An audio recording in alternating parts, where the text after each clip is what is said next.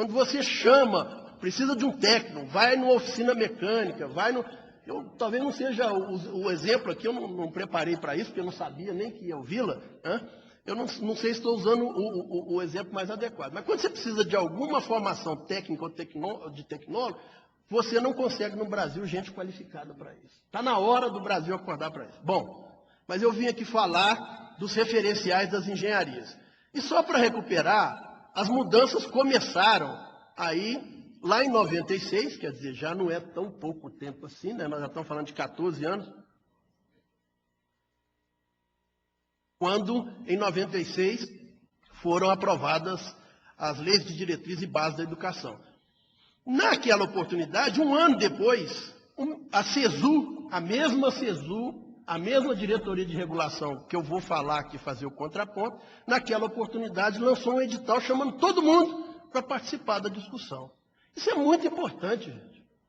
A participação e a discussão completa e qualificada de uma coisa que é estratégica para o Brasil. Não dá para ser feito no gabinete do MEC sozinho. Então, as diretrizes curriculares, até na verdade, ficaram sendo discutidas demais da conta, né? Porque gastaram de 97 a 2002 para sair. Mas saíram as diretrizes, né, que é a resolução do Conselho Nacional de Educação, número 11, de abril de 2002.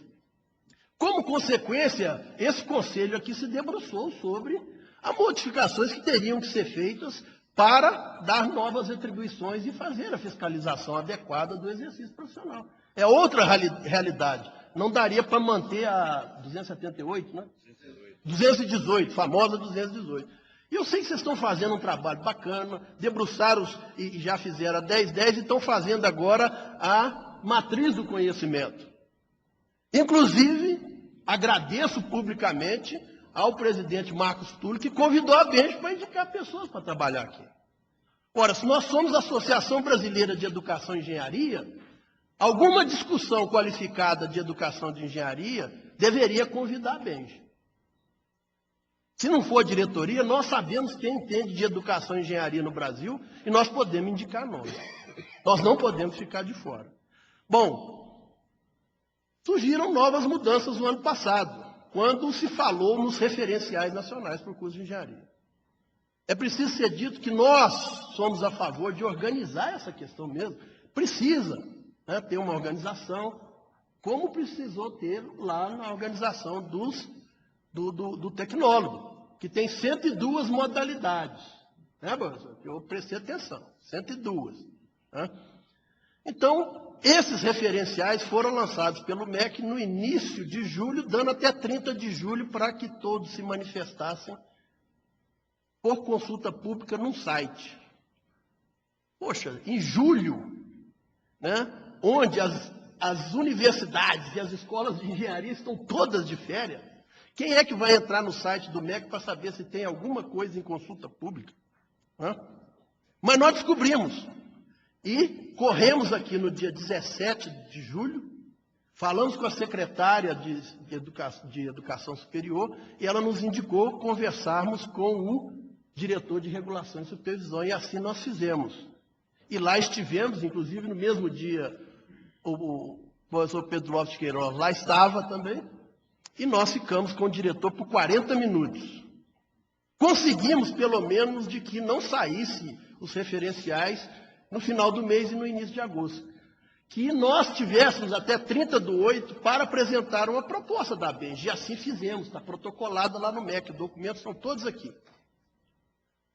E convidamos o MEC, através da diretoria de regulação, para ir no Congresso Brasileiro de Educação de Engenharia, que foi realizado no dia 14/9, em Recife, onde tínhamos aproximadamente 700 delegados de todo o Brasil.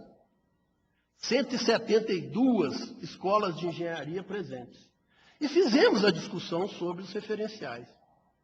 Mas a diretoria de regulação estava inflexível. E não, apesar de todo o debate, acalorado, bem fundamentado, não concordava com nenhuma outra alteração, a não ser a publicação da portaria que eles haviam preparado. Preocupados com isso, preocupados com isso, mandamos ao ministro da Educação, Fernando Haddad, está aqui a cópia, no dia 8 de outubro, um ofício dizendo a ele que não publicasse, que abrisse a discussão e que permitisse que esse assunto pudesse ser mais bem debatido. É esse ponto que nós estamos querendo. Nós não somos contra, repito, arrumar, reorganizar isso. É preciso mesmo, a gente precisa evoluir. Agora, nós precisamos abrir esse debate. Eu agradeço ao Marcos Túlio aqui penhoradamente, porque numa ligação, quando eu soube que o diretor de regulação esteve aqui e fez uma fala com vocês, eu falei, Marcos Túlio, liguei imediatamente, Marcos Túlio, eu te pediria, né, a boa vontade e a compreensão de abrir o mesmo espaço para a Benj. Estamos aqui hoje, nós somos muito gratos a isso, porque a nosso objetivo é melhorar a engenharia nacional dentro daqueles princípios e fundamentos que nós defendemos previamente. Bom, eu gostaria então de fazer tecnicamente algumas análises com vocês aqui sobre esses referenciais. E eu falo isso como diretor da Benj, mas porque esse é o meu doutorado. Eu fui pago pelo recurso público da CAPES para fazer um doutorado na Inglaterra em educação e engenharia. Então, eu tenho o dever de retribuir essa questão. Então, com toda a humildade, eu sei de onde eu estou falando. Agora, eu quero colocar para reflexão, e como o Marcos Túlio colocou, abro para vocês discutirem depois. Primeiro problema dos referenciais foi o processo equivocado. Uma construção de uma proposta séria e bem fundamentada, ela tem que ter a participação das associações. Não é só da Benj, a de computação, a engenharia mecânica e tal, o CONFIA, todo mundo deveria participar dessa discussão. Mas o que foi feito, como eu já disse? Consulta pública no site. Tempo, 30 dias. Mecanismo, um formulário que tem um erro conceitual. Um formuláriozinho lá para ser preenchido com elementos que você gostaria que tivesse ou não tivesse nas engenharias.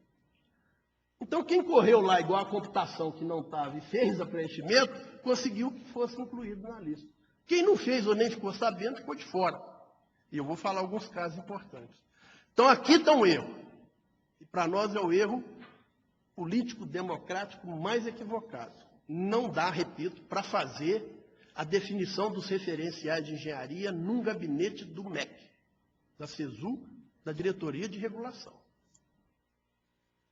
Eu queria fazer uma análise também quanto ao conteúdo do documento, dos referenciais. Ele listava, naquela época, 22 modalidades iniciais. Já foi para 30, já voltou para 24, já foi 23, mas naquela época ele tinha 22.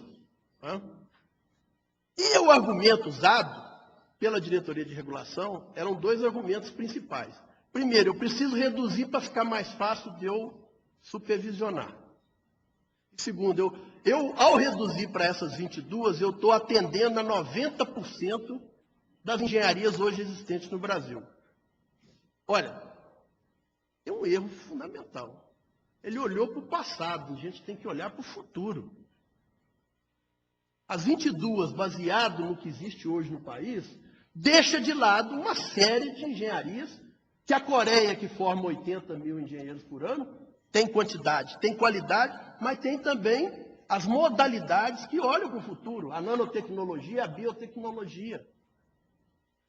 Então, nos exemplos que haviam sido propostos, eu listei, para ficar em apenas alguns exemplos, 4 que não constavam naquela época. A engenharia de energia não consta ainda. E isso, poxa, o Brasil é o país cuja reserva energética é um grande potencial que esse país tem. E ao perguntarmos sobre isso, o diretor disse para nós, eu sou dessa área, eu sou doutor nessa área e eu sei o que eu estou falando. Eu falei, mas eu sou também da engenharia elétrica. Engenharia elétrica, ele dizia que engenharia de energia era engenharia elétrica. Você tem várias fontes de energia que não tem nada a ver com energia elétrica. Biocombustíveis, por exemplo, energia solar, eólica e etc. Hoje você tem no Brasil 12 universidades e tem engenharia de energia. E eu não estou falando porque ele dizia que você precisava criar um certo número para evitar que escolas não sérias criassem cursos que não existem. Ora, engenharia de energia tem na Federal do Rio Grande do Sul. Não sei se tem representante do Rio Grande do Sul aqui. Mas todos nós sabemos que a URGS é uma das maiores universidades do Brasil. Aqui na UNB tem engenharia de energia. Como tem particular também, mas particular qualificada, da qual eu posso falar que é a PUC lá de Minas Gerais. Como é que vão ficar esses meninos que estão fazendo lá? O curso de energia, sabendo que ele não vai existir mais. Ou vocês pagariam para o filho de vocês fazer o vestibular, ou estudar numa universidade, num curso de engenharia de energia que não existe, que o MEC não reconhece?